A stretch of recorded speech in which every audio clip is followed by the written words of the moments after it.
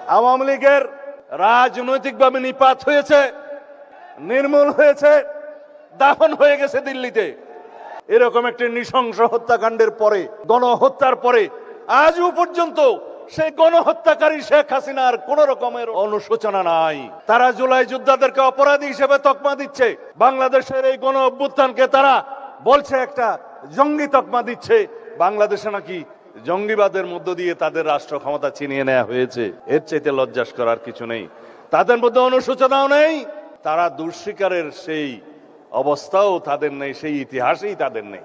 তারা উল্টো বিদেশে বসে বাংলাদেশে এখন নাকি গণতান্ত্রিক সরকারের বিরুদ্ধে বিভিন্ন রকমের ষড়যন্ত্র করছে।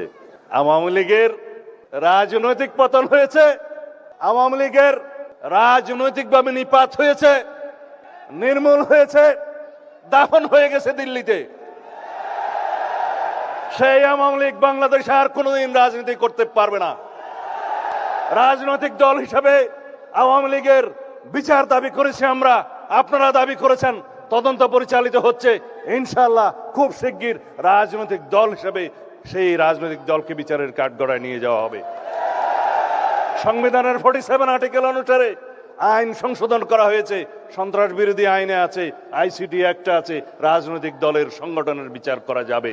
সুতরাং অপেক্ষা করুন।